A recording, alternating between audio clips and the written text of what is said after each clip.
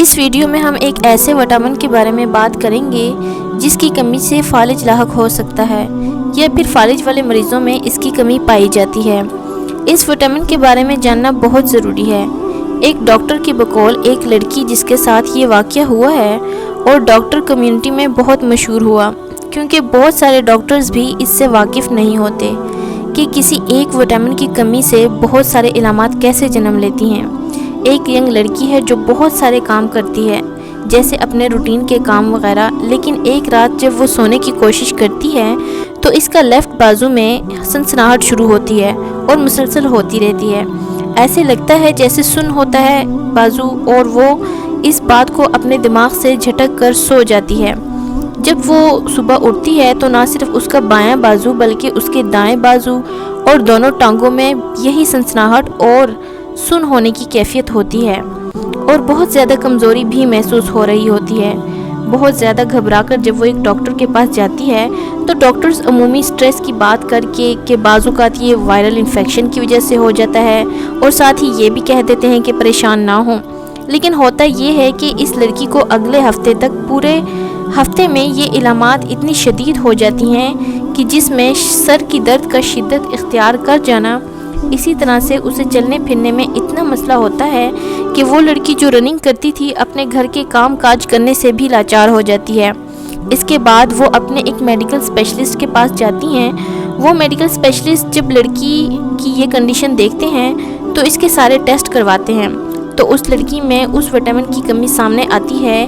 یہ جو وٹامن ہے آپ نے اس کو یاد رکھنا ہے کہ اگر کسی کو ایسی علامات آ رہی ہوں جس میں ٹانگوں کی کمزوری، سن ہونا، بار بار اس طرح سے جیسے سوئیاں چبھنا، سر میں درد، آنکھوں کی بینائی کا کمزور ہونا، اسی طرح سے اگر پورے جسم میں درد ہوتا ہے، نیند نہیں آتی، بھوک کم ہو جاتی ہے، بے چینی رہتی ہے، تو اس طرح کی علامات کے بعد یہ جو وٹامن ہے جس کا نام وٹامن B12 ہے، اس کا لیول ضرور چیک کروائیں۔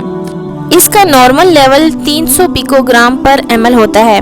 اگر کسی کا 200 پیکو گرام پر ml سے کم ہو جائے تو اسے ہم لو لیول کہتے ہیں۔ اب اس لڑکی کا جو تھا وہ 175 پیکو گرام پر ml لیول سامنے آیا، تو یہ ایسی علامات ہیں جس کے بعد ڈاکٹرز MRI بھی کرواتے ہیں۔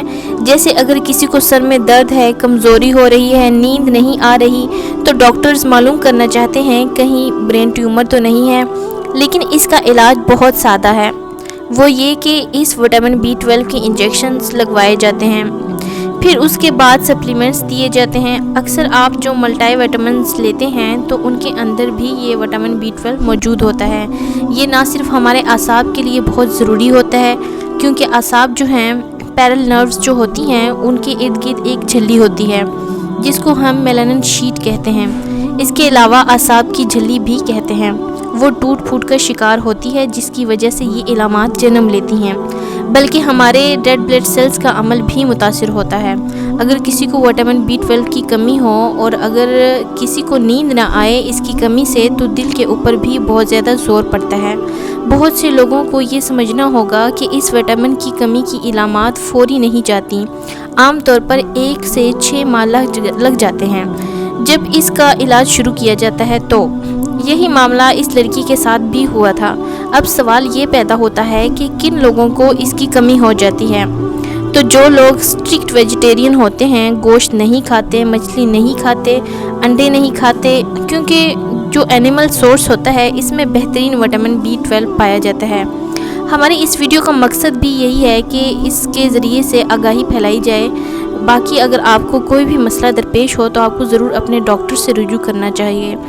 اب اس وٹامن کی کمی کی عام علامات آپ کو بتاتے ہیں۔